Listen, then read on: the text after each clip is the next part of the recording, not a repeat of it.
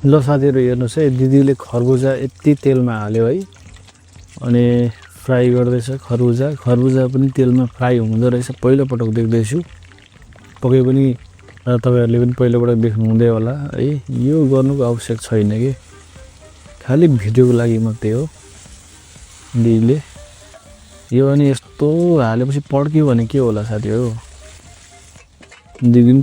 तर्स्यो है ल्या त्यो फ्राई गरेर धुँदैछ फेरि अझै केही छैन भित्र पाकेको छैन अनि तेलमा हाल्नु त के हो भ्युजको लागि मात्रै हो नि त दिदी तेल त त्यतिकै छ साथीहरु जुन चाहिँ तेल त्यो दिदीले हालेको थियो यो खरबुजालाई फ्राई गरेको थियो है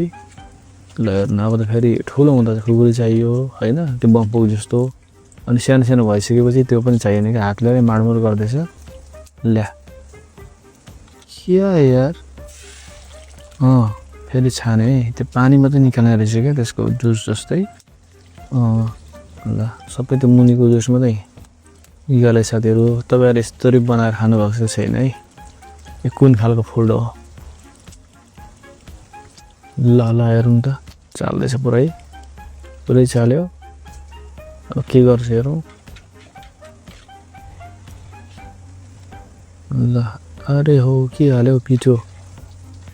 हालेछ साथीहरु पिठो हाल्यो खरबुजाको झोलमा पिठो हालेछ अब के हुन्छ हेर्दै जाऊ बन्दैछ ल खरबुजाको झोलमा पिठो हाल्यो अनि अलिक पिठो पनि मजाले पाकेपछि त्यतिकै ताइमार गल्या सेलापछि त्यस्तो हुँदो रहेछ त यार के हो साथीहरु ल भिडियो मन पर्यो भने लाइक शेयर कमेन्ट गर्नु होला है साथीहरु तपाई टिकटकमा हुनुहुन्छ युट्युबमा हुनुहुन्छ हैन फेसबुकमा हुनुहुन्छ भने